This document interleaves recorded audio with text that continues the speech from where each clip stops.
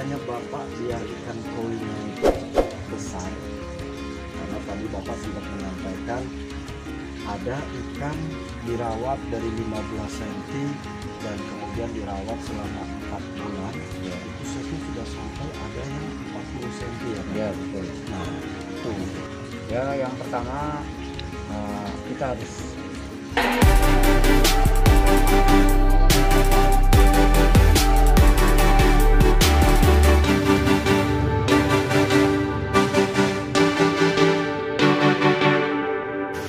Assalamualaikum warahmatullahi wabarakatuh. Selamat sore, salam sejahtera untuk semua sahabat koi lovers.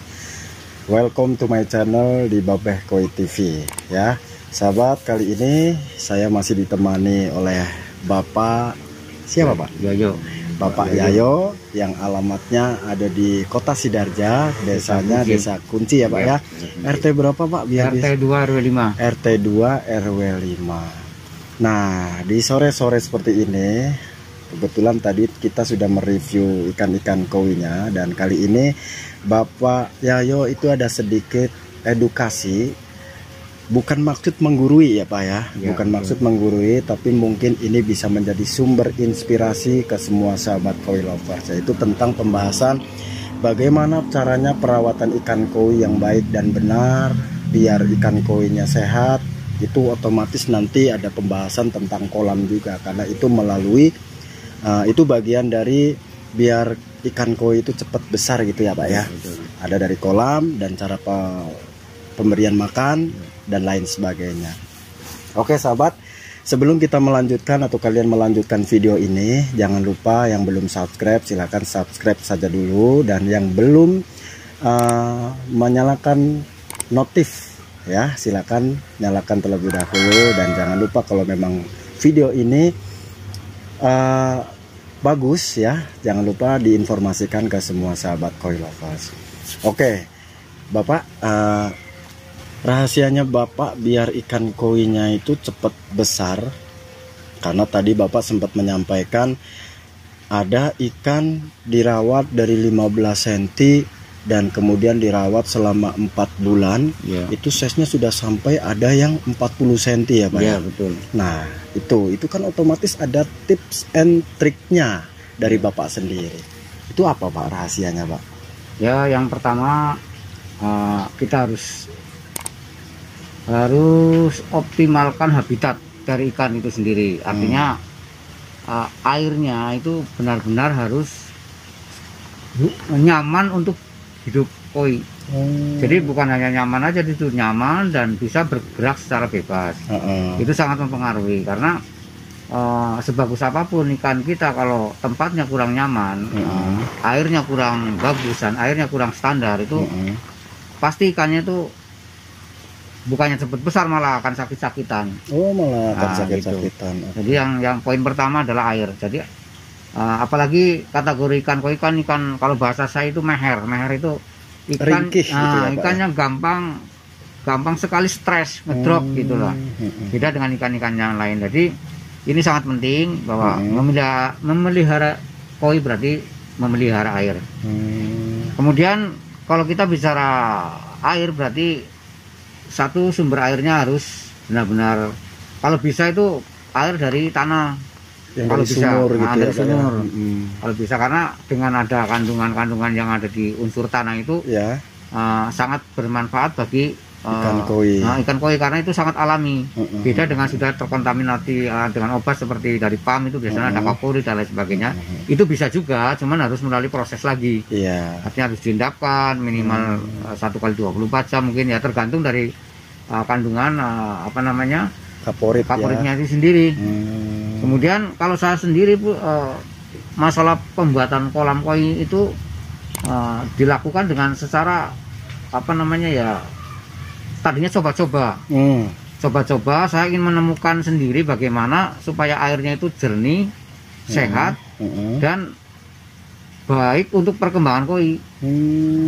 Nah, memang ini kayak macam kolaborasi ini Pak Babe. Jadi saya menggunakan chamber itu kan 5 chamber ini untuk ininya. Oh, kolam ini berarti kalau chambernya ada 5. Ada 5. Ya, dan rumus dari chamber sendiri saya buat itu 40% dari luas kolam.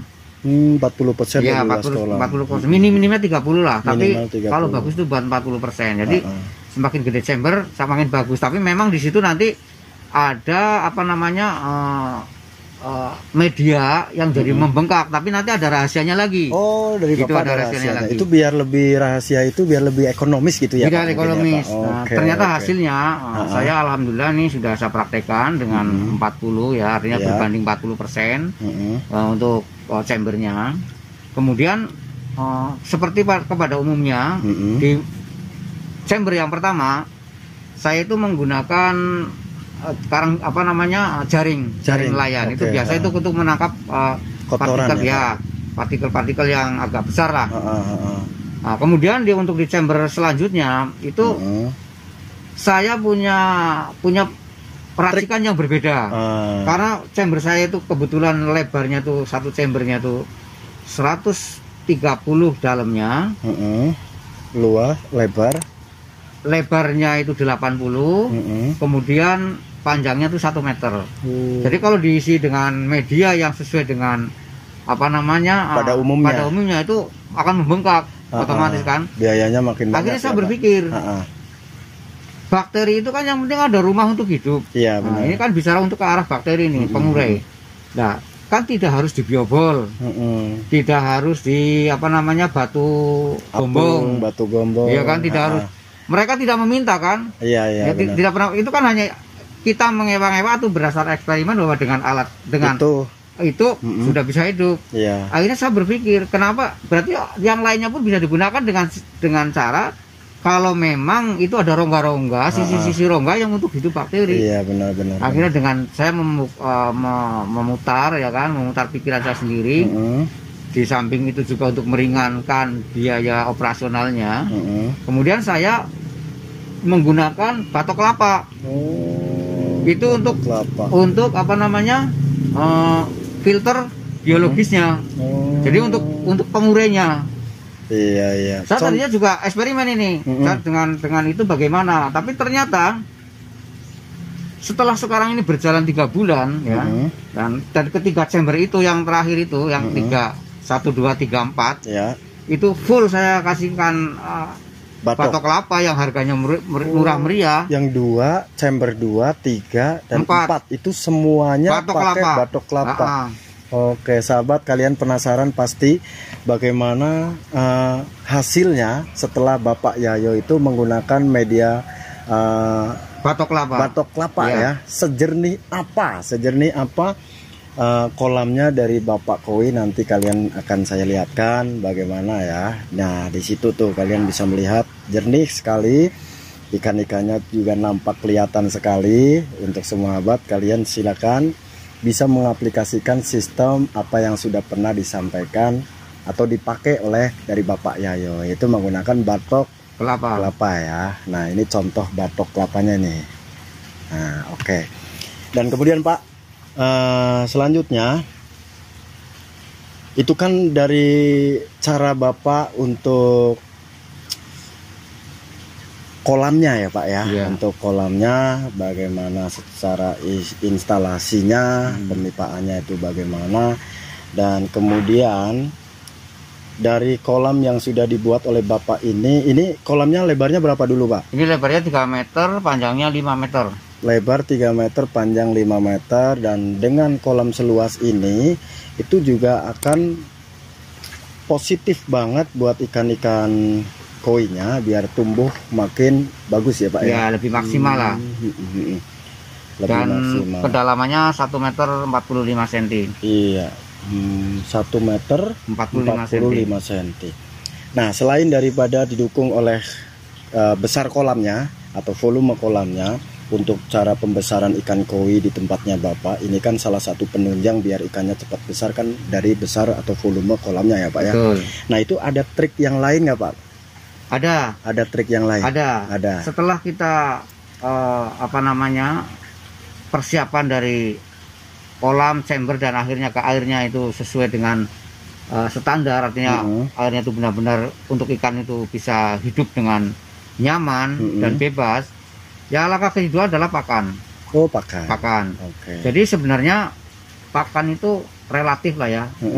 Kita juga banyak pakan-pakan yang unggul yang diproduksi, baik itu yang color ataupun untuk yang pertumbuhan. Tapi kalau saya sendiri selama ini belum pernah memakai pakan-pakan yang dari produk yang premium.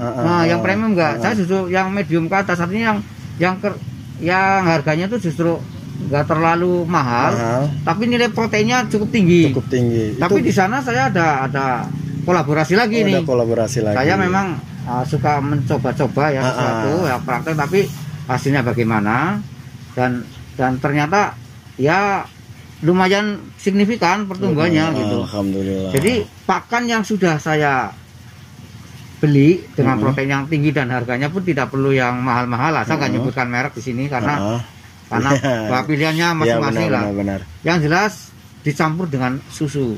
Oh, dicampur dengan susu. Kalau sasetan atau kaleng? Enggak, susunya tuh susu balita. Oh, susu balita. Pilih yang bagus lah. Kayak Denko atau apa tapi gitu. Tapi yang tidak ada rasa, tidak ada gulanya. Itu dicampurkan dengan perbandingan, kalau setengah kilo pakan itu ya sekitar 600 ml. Sudah diseduh air atau sekitar 2 sendok makan lah. Itu dicampurkan. Nah, itu penambahan protein. Pikiran saya gini logikanya, bayi aja makan itu cepat besar, cukup, tidak perlu yang lain-lain selama dia masih di bawah 1 tahun kan. Iya benar. Betul nggak? Iya benar. Nah, sekarang untuk pertumbuhan luar biasa. Bayi itu dari setiap 1 minggu ditimbang, 1 bulan ditimbang, berikutnya dan selalu naik.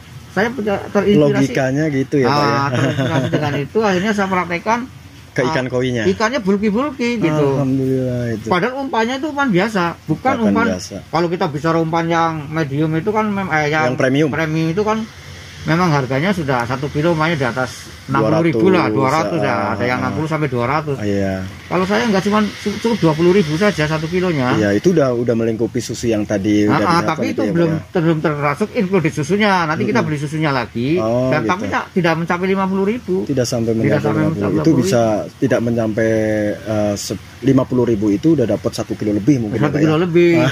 Itu sangat ekonomis. Itu manfaatnya sudah jelas dan sudah dipraktekkan oleh Bapak. Alhamdulillah ikan-ikannya bulky ya Pak ya. Ya, insya Allah bulky. Nah, cara ngasih makannya nih Pak, sehari berapa kali kalau Bapak?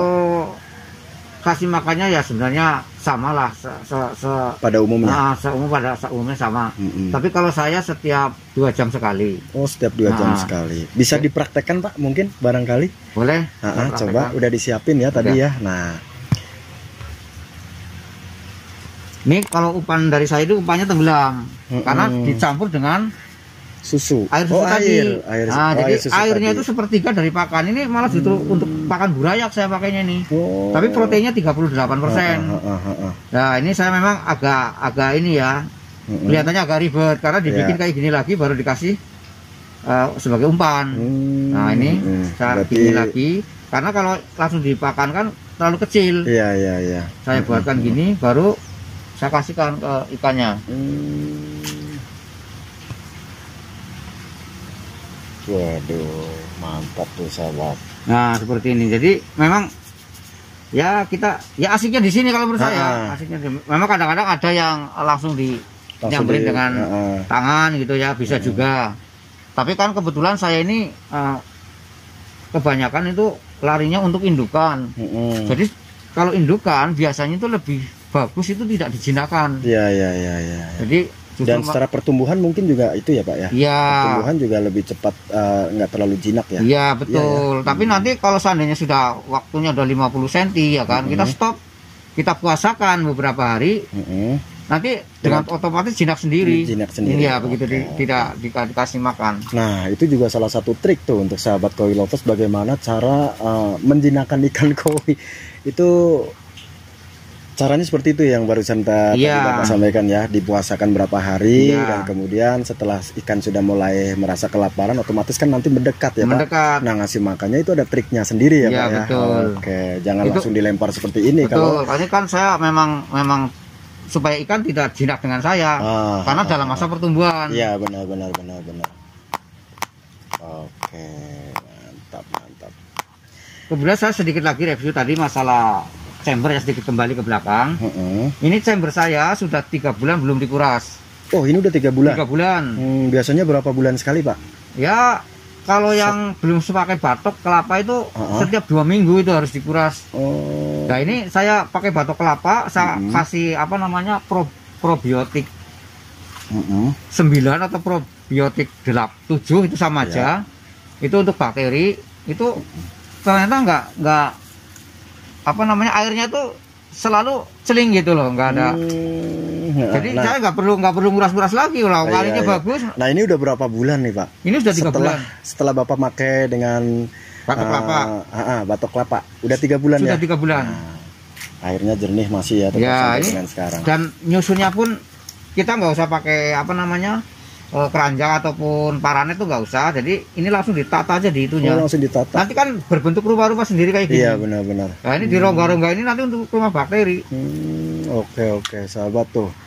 Ini sangat ide yang sangat cemerlang kalau menurut saya, dan otomatis ekonomis ya, Pak ya. Ekonomis, jelas ekonomis. Dan hasilnya itu tidak kaleng-kaleng, tidak kalah dengan media-media yang sudah dipasarkan di setiap para penjual ikan koi atau penjual media ya, Pak ya. Dengan treatment seperti ini Bapak sudah mengaplikasikan dan hasil kolamnya itu sangat luar biasa. Pertumbuhan ikannya juga cepat banget karena memang volume dari kolamnya itu sangat mendukung, dan kemudian ditambahkan kembali dengan pakan yang memang sudah diracik oleh Bapak ya. Oke. Nah, ini Pak, ngomong-ngomong, Bapak kan berkontribusi di dunia ikan koi atau menjadi penghobi ikan koi, udah berapa lama ini Pak, saya tanya? Sebenarnya saya belum lama Pak. Belum lama? Hampir ya mau 2 tahun lah. Mau 2 tahun. Mau 2 tahun? Mau 2 tahun. Nah Bapak selama 2 tahun ini kan di Kota Sidarja, bukan maksud gimana, di Kota Sidarja di sini saya kan belum tahu informasinya. Banyak nggak sih di sini penghobi ikan koi? Gini, setelah saya amati ya, tadinya saya merasa sendirian. Merasa sendirian. Tapi begitu teman main ke tempat saya, ternyata banyak juga yang punya gitu. Tapi mereka kelihatannya itu belum memahami betul masalah cara perawatan ikan koi ya. Cara merawat airnya. Cara merawat airnya. Akhirnya saya berbagi lah ya. Begini mudah-mudahan bisa bermanfaat. Ternyata saya sudah 3 orang itu minta dibuatkan kolam ya, kolam koi. Ya temen juga itu. Akhirnya koinya membeli sama saya, kolamnya juga saya yang desain, dan jadi nah itu ternyata ya bagus. Sekarang ada 2 orang yang mau ngotot mau beli koi tapi kolamnya masih kolam lele. Saya nggak ladenin karena apa? Karena itu bahaya. Nah, bahayanya apa? Jadi koi itu bukan hanya sekedar kita memelihara, dilihat tuh nggak tadi, ya itu tadi airnya itu sangat sangat penting ya. Jadi jangan melangkah dulu lah ke itunya sebelum air itu benar-benar. Karena itu salah satu kunci sukses untuk bagaimana melihara ikan koi ya. Betul. Melihara ikan koi bukan hanya kita beli ikan koi, tapi harus disiapkan dari kolamnya dulu ya Pak. Betul. Karena kunci daripada melihara ikan koi itu adalah merawatnya airnya dulu. Oke. Nah itu tadi kan Bapak sempat menyampaikan katanya udah beberapa kali membuat kolam koi. Betul. Ya, berarti selama ini Bapak pun juga istilahnya walaupun belum dipasarkan, tapi Bapak sebetulnya juga menerima pembuatan kolam ikan koi. Ya. Karena gini, sebenarnya tadinya nggak sengaja juga teman main ke rumah, sudah punya kolam, ada yang belum sama sekali. Kemudian setelah melihat ikan saya itu tertarik, ikannya kok gede-gede, bagus-bagus, menurut pandangan dia gitu. Akhirnya tertarik, dengan tertarik itu pengen membuat, gimana caranya? Ya udah nanti tak tuntun ayo, karena itu teman gitu kan. Benar, tapi mungkin kalau sudah melangkah kepada masyarakat layak banyak ya, saya memang sudah pasang banner ya kan, artinya saya siap untuk membantu gitu ya. Pembuatan kolam koi dan sekaligus perawatannya lah. Ya bareng-bareng lah, barangkali dari yang dibuatkan juga punya ilmu lain bisa dipraktekkan, karena belajar bareng ya Pak. Bareng. Oke, pada intinya Bapak juga istilahnya menerima jasa pembuatan kolam. Betul. Ya Pak ya. Jika sahabat koi lovers khususnya untuk daerah Sidarja dan sekitarnya mungkin masih bingung bagaimana cara penanganan atau pembuatan ikan koi ya, walaupun sebetulnya dipelajari di YouTube yang itu pun juga banyak ya Pak. Betul. Ya, tapi kan Bapak ini sendiri, Bapak Yayu sendiri itu punya treatment bagaimana caranya pembuatan ikan koi yang ekonomis ya Pak. Betul. Nggak memakan biaya yang banyak gitu ya. Betul. Oke, mungkin barangkali kalian tertarik bisa hubungi dengan Bapak Yayo, nomornya ada di bawah ini. ya. Oke. Bapak Yayo, kayaknya udah sore nih. Saya akan melanjutkan pulang lagi ya, karena kebetulan saya lewat di kota Sidarja ya kan. Saya masih saya keinget, kebetulan saya lewat, saya keinget Bapak Yayo.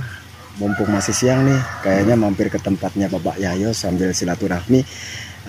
Bagus nih untuk menyambung tali silaturahmi lagi ya kan. Bukan menyambung, mempererat. Ya betul. Oke lah Pak, saya rasa ini udah cukup. Saya akan melanjutkan pulang lagi, kumpul bareng sama keluarga lagi, karena sudah ditunggu dari tadi, udah ditanyain terus kapan pulang, udah sampai mana, dari tadi udah ditanyain kayak gitu terus ya Pak. Saya rasa udah cukup. Ayo kita sampaikan ke sahabat Koi Lovers kembali, salam kembali, doa terbaik pokoknya ya untuk Bapak. Terima kasih. Ayo Pak, kita salam ke sahabat Koi Lovers.